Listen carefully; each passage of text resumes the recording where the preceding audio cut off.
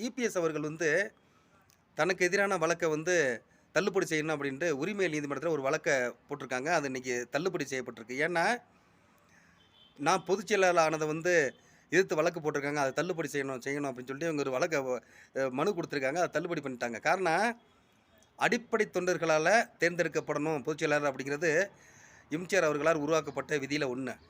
அத வந்து இவங்க வந்து சரியா கடைப்பிடிக்காம, இவங்க செயற்குழு, பொதுக்குழுல வந்து பொதுச் செயலாளரா தேர்ந்தெடுத்ததுனால அது செல்லாது அப்படின்ட்டு, அ எதிரா ஓபிஎஸ் வந்து ஒரு வழக்கு தொடுத்திருக்கிறாரு.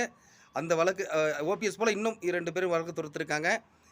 அதனால இந்த தீர்ப்ப வந்து நீங்க குடுக்கக்கூடாது, தள்ளுபடி பண்ணணும் அப்படின்ட்டு மனு குடுத்திருக்காரு. அந்த மனுவ வந்து நிராகரிச்சிருக்கிறாங்க உரிமைகள் நீதிமன்றம். இதுக்கு ஏன் இப்படி இந்த விஷயம் போகுதுன்னா, எப்படியாவது பிஜேபி வச்சு இந்த விஷயங்கள்லாம் பண்ணிட்டோம்னா, பிஜேபி கலட்டி விட்டுறலாங்கிற எண்ணம் கூட நம்ம எடப்பாடி பழனிசாமிக்கு இருக்கும். அது அவர் இல்லாம இல்ல. ஏன்னா, அவரு கடந்த கால நிகழ்வுகள் நெறைய தெரியுது. நமக்கு தேவையான விஷயங்கள பண்ணிக்கிட்டு அப்படியே கழட்டி விட்டுறது வந்து அவருக்கு ஒரு பாணியாவே வந்துருச்சு. இதில கூட அவர் செயல்படுத்த நினைக்கிறாருன்னு நெனைக்கிறேன். அதுக்கு வந்து நீதிமன்றம் செக் வச்சிருச்சு. என்ன நடக்குதுங்கிறத நம்ம பொறுத்திருந்தே பார்க்கலாம்.